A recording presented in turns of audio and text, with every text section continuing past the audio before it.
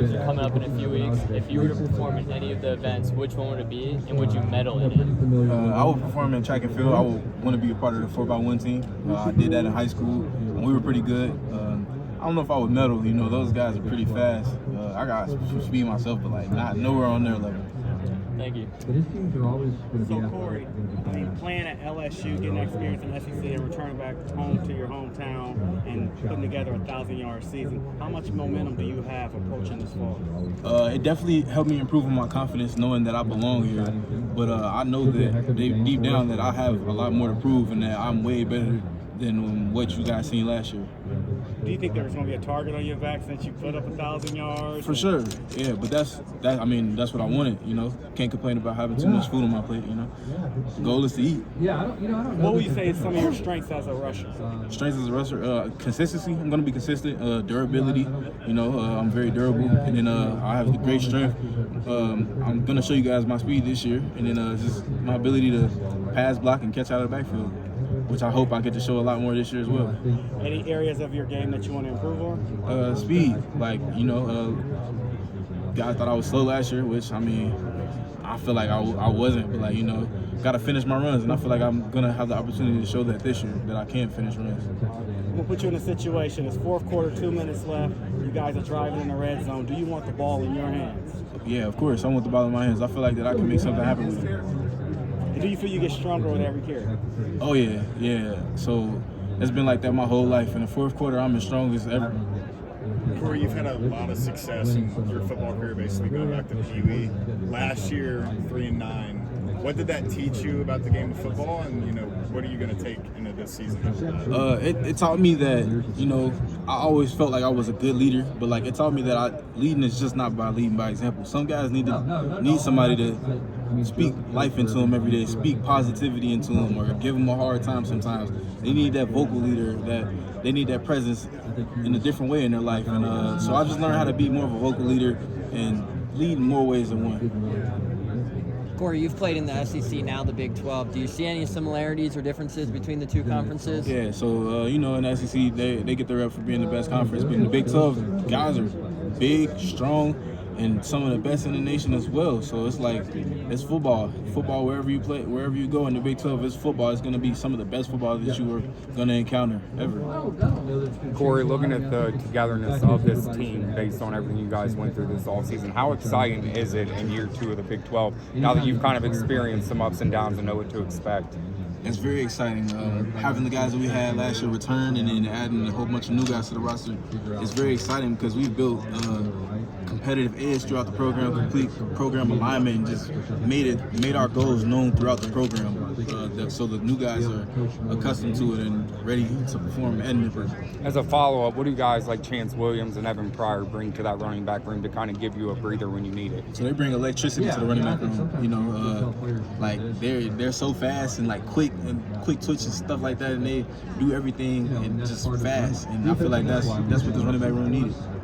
Corey, we talked to you earlier. You said this was the first time you wore an outfit like that. Just walk us through the media day fit for us. So when they told me I was going to media day, I'm like, man, this is like a once in a lifetime event. So I'm like debating on if I want to go buy some designer clothes. So I'm going to the mall.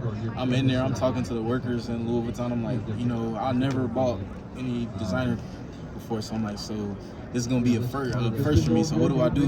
I'm asking people in the mall, asking my friends, asking teammates, asking my sister, like, would I look good in this? You know, like, I'm more of a Nike sweatsuit type guy, but then I put on this suit and I've been getting a lot of compliments, so I did something right. Can you show us the shoes? There you go. There are 3 guys that transferred away from Cincinnati and are on UCF's roster now. Does the fact that your former teammates are now on a team you're going to face, does that affect you in any way or motivate you? I'm always motivated, you know. I'm happy for those guys because they felt that they needed to go somewhere else. So I'm happy that they found a place that they fit in and that they're gonna do great at. So I'm just happy for those guys, and I can't wait to compete against them. Those are my friends, regardless of what uniform they have on. On the flip side of that, you faced Jared Bartlett last year. Now he's suiting up in the same uniform as you. What does he bring to the team, and what have you seen from him? Just a like competitive edge that like he's like such a competitor. Like I lift with him like every week, like multiple times a week, and he's probably one of the strongest, fastest people you will encounter. And like he's probably one of the dudes I'm closest to off the field. You know, I hang out with him a lot. He's just a great person. You know.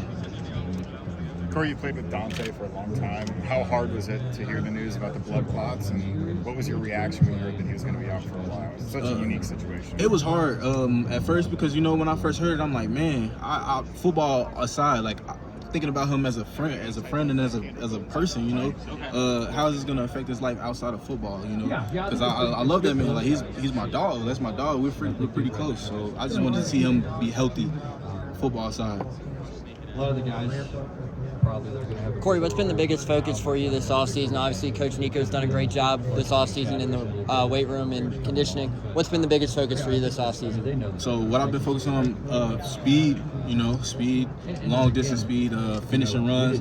I always had good hands and been able to pass block, but I want to make sure that's an emphasis that these pro scouts and all these people see that I can do more than just run the football. I can catch, I can pass block, I play special teams, all of it. That's been my focus the whole offseason.